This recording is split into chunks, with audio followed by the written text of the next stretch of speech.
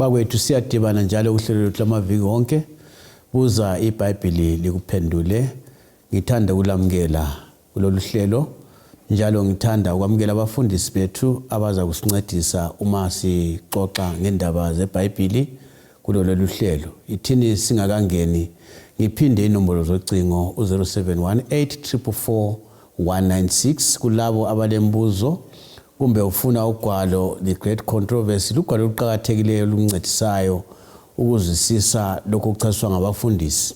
Silalo ke ngolimi lwesingisi njalo langesindebele, siyakunika kungelambadalo. Bafundisi siyalamukela. Siyabonga mfundisi. Salibonani balaleli. Siyahlangana njalo kuhlelo lwethu buza iBhayibheli likuphendule. Okhulumayo umfundisi uMpofu CK. Salibonani balaleli, siyathokoza njalo kuleli iviki uba sihlangane lapho esifunda khona ilizwi likaThixo ndawonye. Sengathi uNkulunkulu angasiphathisa aqhubekele phambili eveza imfihlakalo yakhe kithi sonke. Sithakazelele lezi ndaba eziveza ukuphela kwembali yomhlaba. Umfundisi uObi Mpofu, siyabonga. Siyabonga balaleli, siyabonga abafundisi. Namhlanje sikhangela incwadi kaSambulo njalo ngoba satsho kwasekuqaleni ukuthi incwadi kaSambulo lekaDaniel zihamba zombili njalo yizo ezikhuluma ngokuphela kwesikhathi. Sizakhuthaza ukuthi lawe lapho khona uthathe iBhayibheli lakho usilandele eduzane. Sikhangela isahluko siphi bafundisi? Isahluko ngo-19. Isahluko ngo-19. Sizacela umfundisi uCK Mpofu asifundele indimane yokuqala kusiya kwesithupha, chapter verse 1 to 6. Siyabonga. Sambulo ngo-19 ivesi lakuqala ngisiya kwelesithupha. iBhayibheli lithi lona ke emva kwalokho ngezwa kungathi ilizwi elikhulu lexuku elikhulu ezulwini lisithi, haleluya, ukunqoba nobukhosi lamandla kungokukaNkulunkulu wethu, ngoba ukuthonisisa kwakhe kuqotho kulungile. Usilahlile isiphingi esikhulu esonakalise umhlaba ngokuphinga kwaso. Uphindisele kuso igazi lezinceku zakhe. Bamemeza ngokwesibili bathi, haleluya, intuthu yokutsha kwawo yathunqa kwaze kwaba nini lanini. Abadala abangama24 lezidalwa ezine eziphilayo zaziwisela phansi, zadumisa uNkulunkulu ohlezi esihlalweni sobukhosi zisithi, amen, haleluya.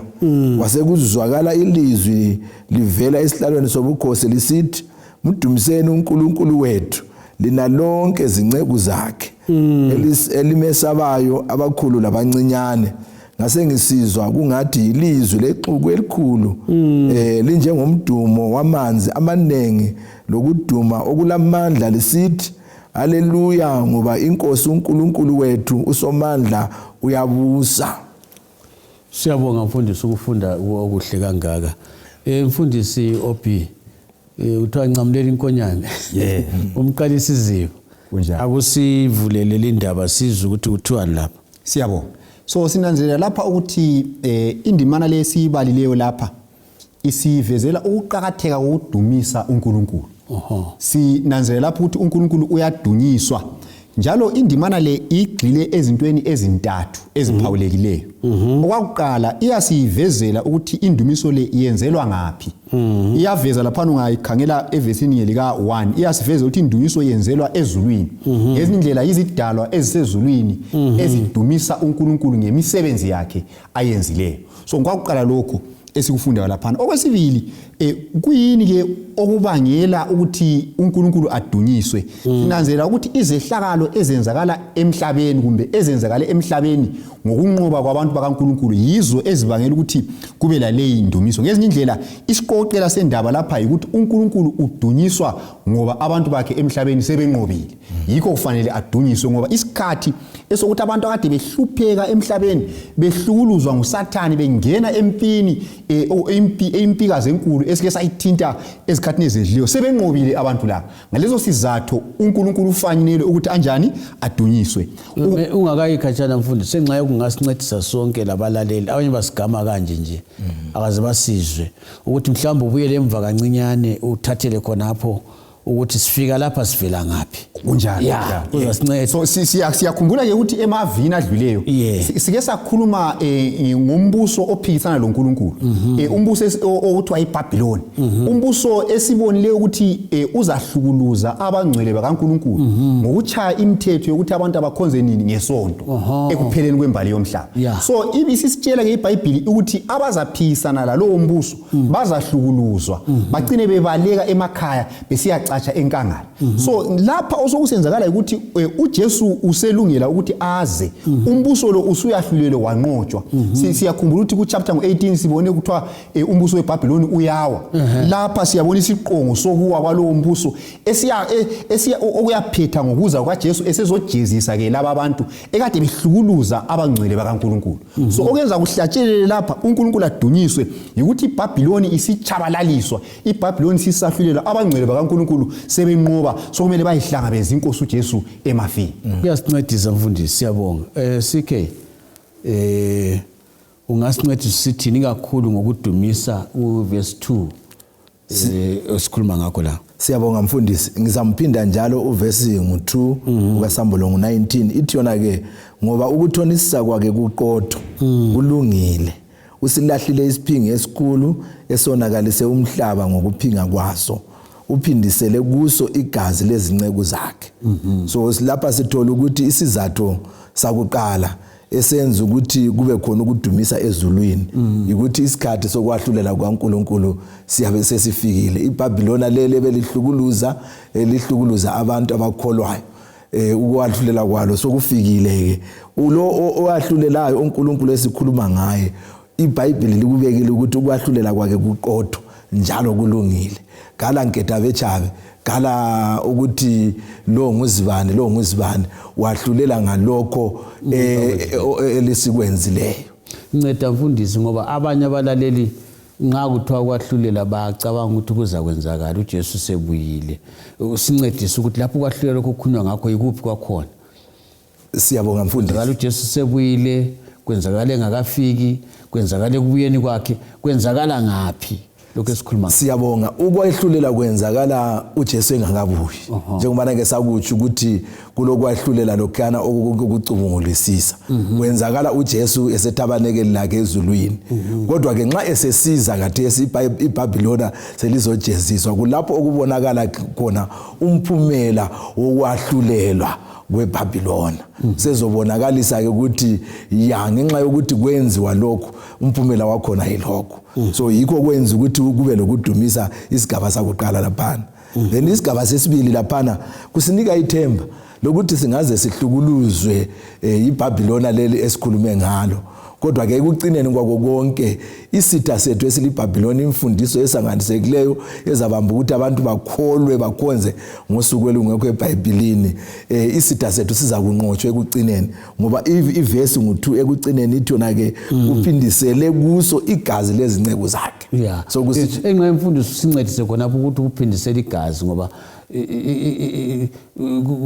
kusala kubuhlungu nxa kulegazi. Siyabonga uNkulunkulu uphindisela njani igazi labantu bakhe? Siyabonga singakhumbula izahluko ezedlulileyo zikaSambulo sike safunda lapho bekuthi khona igazi labangcwele bakaNkulunkulu liyakhala ezulwini njengelika Abela ngoba babe bulawela ukukholwa kwabo bona labo ababe bebanjwa ngamandla ukuthi bakhonze ngosuku lwesonto lababulawayo ngesikhathi seMiddle Ages lawela ukukholwa ucitheka kwegazi khona okhuyana okwakusenzakala bemele ukukholwa kwabo uNkulunkulu kuye kwakungathi ukukhala kwabo wayesenze ngaleso sikhathi kwakungani uthule ngenzi lutho kodwa ke uza kubonakalisa ke ekucineni esephindisela kubo bonke bona labo ababebulala abakholwa bemele iqiniso. Enxa imfundisi singakabuyeli kuOB ungasincedisa ukuthi kubuhlungu ngengabuyela ngibona kwelinye ilizwe elikhatshana ungavunyelwa khona ukukholwa amaKristu khothanyiswa equnywa intamo ya uthathi lokuzaqume lapha nxa ukukhangele njengoba usitsho uzwa ubuhlungu uzubuhlungu bokuthi ngabe ndilamandla ngabe nyakubamba kungenzakala but ukususazi ukuthi uNkulunkulu okhangeleyo lamandla okwedlula wakho kunjalo kusincedisa njani ukwazi ukuthi uNkulunkulu uzaphindisela igazi angitsho ukuthi ngathi ngikubeke njani ukuthi sibacaphukele labo bantu kuthiwa yini mfundisi justice ukuthi nxa ukhangele ukulunga kwakhe ukuthi ufisa ukuthi uNkulunkulu ukulunga kwakhe kugcwaliseke napha abantu abachumayelayo kabonelanga umuntu babulawelwa ukukholwa kwabo kunjalo bengela cala thina kusinika ntshukuntshubani kumbe umuntu olaleleyo lofunda lamazwi yintshukuntshubani ayitholayo nxa ebala ngalokho. Siyabonga mfundisi, lokhu kusinika intshukuntshubani lesiqiniselo sokuthi asibambeleleni iqinisweni likaNkulunkulu kungakhathalekile ukuthi sizahlangana lani ngoba ukuphuma eqinisweni yikubalekela iqiniso lelizwi likaNkulunkulu njengoba linjalo singabambelela uNkulunkulu ekugcineni uzasilwela aphindisele. So lanxa ungadlula phakathi kobunzima, phakathi komlilo, phakathi kokubaleka ukuthi siyahlala enkangala egangeni kodwa uyazi ukuthi uNkulunkulu uzakumela aphindisele kulabo abakwenzayo. Asikuthi kalandaba okunye engingakwenza khonapho kwenye isikhathi omunye ngazibuza ukuthi kanti uNkulunkulu nxa elamandla kungani kuyekela kusenzakala. Sike sathinta emavini adluliyo ngendaba yempiswana enkulu okwenza ukuthi uNkulunkulu avumele lezi ezinye izinto ezibuhlungu ukuthi ufisa ukuthi ubusathane bukaSathane bubonakala ukwenza ukuthi nxa esejezisa uSathane umhlaba wonke abalungileyo labangalunganga bavume bathi uNkulunkulu kwahlela kwakho kunjani kulungile ngoba uSathane sevezile lokho ayikho khona ngezenzo zakhe azenza ebantwini bakaNkulunkulu. Mfundisi ngiyavuma ngiyabonga ngoba nxa ukubona kusenzakala kubuhlungu kakhulu. Kubuhlungu. Ohluyibambe khona apho indaba yokuthi ukujeziswa kwakhona kuthini verse 3. Siyabo uvesi 3 laphana ithi yona baphinda njalo bathi haleluya intuthu yabo iyakhwela iphakade laphakade isike sayithinta indaba le emuva futhi abalaleli nxa bekhumbula sikusambulo 14 ukuthi intuthu yokwahlela kwabo iyaqonga iphakade laphakade. So sifisa ukuthi sinanzelele lapho ukuthi uNkulunkulu kasoze ahlale echisa abantu kuze kube nini la nini ukuthi bahlala ngangezwe abanye besithi uyabe kulamaforoko bebelokho bephenduphendula kodwa lapha kumele sinanzelele ukuthi uNkulunkulu impumela abantu laba bayabhujiswa impumela yabo yiyo ephakade akuthi ukuthi ukujeziswa kwabo kuyahlala kokuphela. So nxa iBhayibheli sithi intuthu le iqongwa iphakade ithi ukuthi abantu laba baza kutsha baphele bangaphindi banjani babe khona futhi akuthi ukuthi siyabe sihlala iphakade lonke sisibukela abantu ababenjani besitsha. Njalo eBhayibhelini ungabala igama elithi iphakade liyasebenza endaweni eziningi kodwa lingatsho ukuthi into le kayipheli. Ngokwesibonelo ungabala encwadini kaSamuyeli iBhayibheli lithi uSamuyeli uza kusebenza ethempelini lenkosi kuze kube phakade. So akuthi ukuthi uSamuyeli lokho ephila namhlanje kodwa ivesi le kutsho igama lelo ukuthi phakade lithi ukuthi as long as uSamuyeli esaphila uzabe lokho enjani esebenza ethempelini. Ungafunda futhi iBhayibheli lithi yona iSodoma leGomora yatsha okuphakade akuthi ukuthi kathesi intuthu yeSodoma leGomora lokithunqa kodwa iBhayibheli lithi ukuthi iSodoma iza as long as kulolutho okumele lutshe iSodoma iza njani awusali lutho konke kuyakutsha kunjani kuphele. So yiwo umnakano ofananayo lapha impumela yokwahlulela yiyo ephakade hathi isenzo sakhona esokwahlulela. Mbona ukuchazisa kuhle mfundisi kodwa ngicabanga ukuthi engxenye okunye kumele sikunanzelele kulento ezimpili kulabanye abantu abakhudumeza abantu ezonweni kunjani kulabanye abakuthiwa bayethusela kunjani mbona kumele sibe phakathi laphakathi ngoba iqiniso lesijeziso sesono liqinisile ikhona uNkulunkulu uzajezisa abantu abayizoni ngempela asonganekwane njalo asokuyethusela kodwa liqiniso ngoba ukulunga kukaNkulunkulu kuthi isoni lesono kumele kwenziwe njani kubhujiswe kungasabi khona ngenye indlela mfundisi njengoba lapha sikhuluma sikobulawayo ibulawayo le izaba imbali kunjani abanye bayala bathi uNkulunkulu angachisi izinto ezingengezwa khona hayi bekhangela ezinye izindlela bathi izindlela kuthiwa lezo kasozathisa iJohannesburg izasala uzachiya ezinye izindlela ezinhle nxa usithi kuyakutsha konke ngabona nguPetro uthi kuyancibilika kunjani ngibona ngazathi kuba kuhle ukuthi njengabafundi beBhayibheli singethusela abantu akulamuntu ozakwethusela ukuthi angene ezweni ebaleka kunjalo kumele umuntu angene ngoba uJesu uyamthanda kunjalo kukanti singayekethisi futhi singayekethisi ukuthi abantu bakhudumala ezonweni kunjalo babone ngani ukukhudumala njengamanzi kuthiwa ixoxo laphakathi kwamanzi lokho ekhudunyezwa mbijana kazi lafela phakathi siyabonga mfundisi CK indaba le imnandi akusincedise lapha nxa sisiya phambili uvesi bani uvesi 4 Yeah. uvesi 4 Siyabonga ngizayiphinda futhi ivesi ngelika 4 kuSambulo ngo19. Yeah. Ithi yona ke abadala abangamachumi amabili lane lezidalwa ezine eziphilayo zaziwisela phansi zamdumisa uNkulunkulu ohlezi esihlalweni sobukhosi zisithi amen alleluia. Sinanzelela lapha indlela abadala laba abangamachumi amabili lane lezidalwa lezi ezine ukuthi zona nxa ziphambi kwesihlalo sikaNkulunkulu zihlezi zimdumisa zimkhonza isikhathi sonke.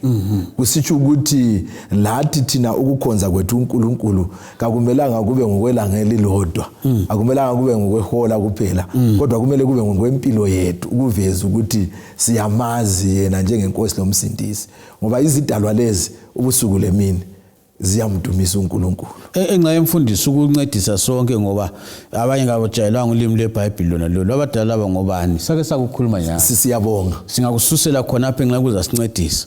Sinanzelela ukuthi abadala laba abangamachumi amabili lane 24 ngolimi lwesikhiwa bagoqela abantu abake baphila lapha emhlabeni. Abanye bakhona sakuthinta sathi uMoses ngomunye wabo, uElijah ngomunye wabo, loEnoch angaba ngomunye wabo. Siyakwazi futhi ukuthi ekufeni kukaJesu kwaba khona ukuzamazama komhlaba, lamangcwaba avuleka. Ekuvukeni kukaJesu wathungamela bonke ababevukile ekufeni kwabo bahamba ezulwini. So bonke laba yibo ababumba iqula labadala abangamachumi amabili lane. 24 elders. Umfundisi sincedise ukuthi siyakwazi ukuthi yebo kambe sike sabala ukuthi vele izidalwa ezinika ziphumule emini lebusuku kunjalo. uSambulo 1:4 yeah, lo 5 4 to 5 lapha kungaba ukuthi kungenelana ngapi lalokho sokwenzakele, ngoba nxa siqhuma indaba yokwenzakeleyo ukuthi uNkulunkulu utshengise ukulunga kwakhe esithi justice ngesilunga ukuthi enye into ebuhlungu ibuhlungu bokubona kusenziwa uchuku ebantwini abangelacala. Abantu bakhangelela usuku uNkulunkulu apha azaphindise anti vele uphindisela ngokwami. Kungenzakala kuhlangana ngapi ingoma yabadala laba okwansuku zonke lalokho sokwenzakele. Angazi mbiyanzo basabela lokho sokwenzakele kumbe into ade bezayenza la nxa kungenzakalanga. Ungananzelela ku chapter 4 ngo5 lo Sambulo esike satsho njalo. Antsho lapha sivezelwa uNkulunkulu ehleze esihlalweni sakhe sobukhosi. Bona laba abadala futhi abangamachumi amabili lane lezidalwa ezine lezi babe lokho bephambi kwesihlalo sobukhosi bedumisa. So khathesi ke antsho uNkulunkulu usesehlulela simphumela ukwehlulela iBhabhilona ususobala khathesi. Sesibona ukuthi abadala laba abangamachumi amabili lane lezidalwa lezi esathi zingilosi bayadumisa ngoba beveza ukuthi isenzo sikaNkulunkulu sokwahlulela siqotho njalo silungile ngenxa yokuthi usephindisela lokho kwakusenzakala ebantwini bakhe ngesikhathi efuna ukuveza uthando lwakhe. Ngenye indlela mfundisi kungenzakala into abadala laba labo nxa sikhuluma ngendaba yosindiso baphakathi okunganani. Siyabonga. Ngakuzwa ukuthi ngangisithi abadala abangitsho ngikuthiwa university kuthiwa university ngesindebele iyabaleka umhlaba wonke kuyabe sokulemizulu lomhlaba konke la ngaphansi komhlaba indalo yonke ingena njani endabeni lesikhuluma ngayo, ngoba ngibona nje uyakuchasisa ukuthi yebo kambe bahlala bekwenza kodwa ngalokho uNkulunkulu asekwenzile bayathokoza. Kunjalo. Bathokoza lathi esila. Kunjalo. Uyabona ukuthi njengoba ke sike saqamba abathile laphana saze satsho lalabana abavuka ekufeni kukaJesu. Ngabe kakula kwehlulela lokho labo bebengasoze babe lelungelo lokuba phakathi kwabasindisiweyo.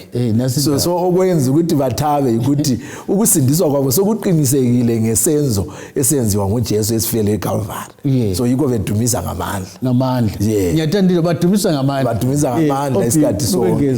Njalo kunye laphana sikhangelela ukuthi indalo yonke ikhangele okwenzakala kuona lo mhlaba. Kuthiwa konkana kuyabubula kunjalo. Yonke indalo imvelo yonke idinga inkululo.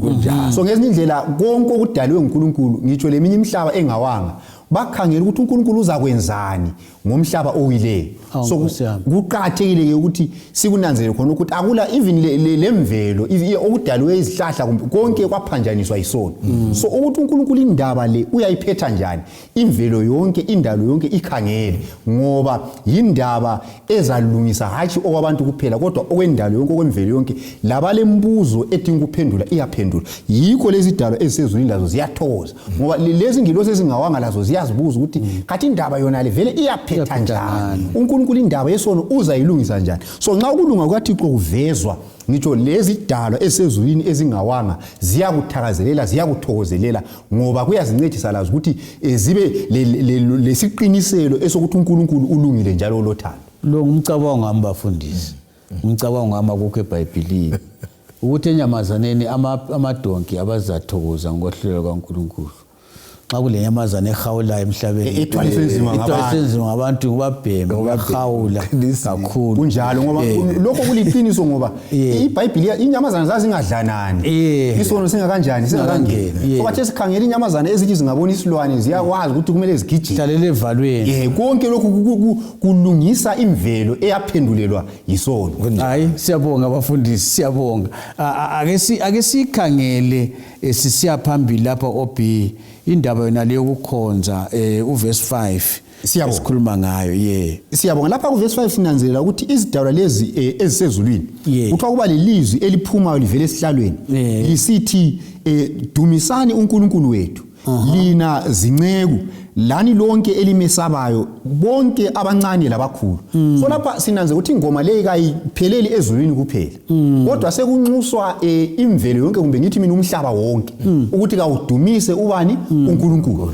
Kusitsho ukuthini kusitsho ukuthi lokho kwenzakala lokhu kakuthokozisi izidalwa ezisezulwini kuphela njalo indumiso le kayiveli kuzidalwa ezisezulwini kuphela ngisho lezi zidalwa ezisemhlabeni eziyizo uNkulunkulu azihlengileyo ziyanxuswa lapho ukuthi lazo zihlanganyele engomeni le endumiso. Kusitsho ukuthini kusitsho ukuthi uNkulunkulu ukhangelele abantu bonke ukubana bamkhonze njalo indaba yosindiso leyi inxusela bonke abantu ukubana bamkhonze uNkulunkulu kayisona indaba okumele yenziwe ezulwini kuphela khonapho. So indaba eyenziwa ezulwini indaba okumele yenzakale emhlabeni uNkulunkulu unxusa bonke abantu abasehlangothini lwakhe ukubana bamkhonze bavume ukuthi uNkulunkulu ukwahlulela kwakho kuqondile.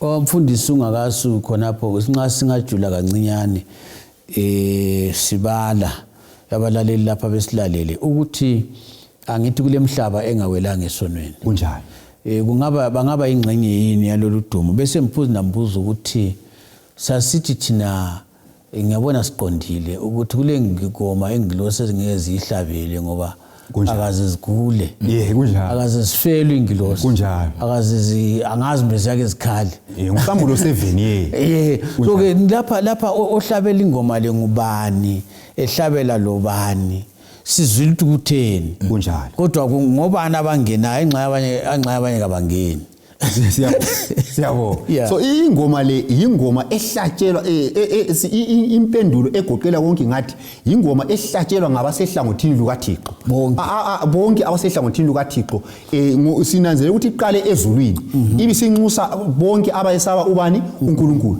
So ingoma le iyagoqela ngitho lemhlaba engawanga ngoba imhlaba engawanga nxa ikhangela uNkulunkulu esenza okulungileyo iyathokoza layo ngoba imhlaba engawanga la ikhangela ukuthi kathi undoda lo okuthiwa nguSathane uNkulunkulu uyaqedelana njani laye njalo abantu laba abahluphekayo emhlabeni okwesikhathi eside kangaka bona belungile uNkulunkulu uzabathini. So uNkulunkulu nxa esekhulule abantu laba kuthokozisa imvelo njani yonke kodwa ababi abasoze bahlanganyele ukuhlabela le ingoma. Then bese kusiba leyinye usambulo ngu7 eyahlatshelwa yithi kuphela esivela emhlabeni leyo ke ingilosi kazoze zingene kuyo. Haleluya. Hayi siyabonga ithuba yiliza isikhathi esizakwala kodwa imnandi indaba mfundisi sikhe sigqiba khona phana kuverse ku6 ngiyabona sigqiba khona apha ngazi ngiyafika kuverse 8 ngisagcina uverse ngu7 ithi yona ngase ngisizwa kungathi yilizwe lexuku elikhulu linjengomdumo wamanzi amanengi lokuduma okulamandla lesithi haleluya ngoba inkosi uNkulunkulu wethu somandla uyabusa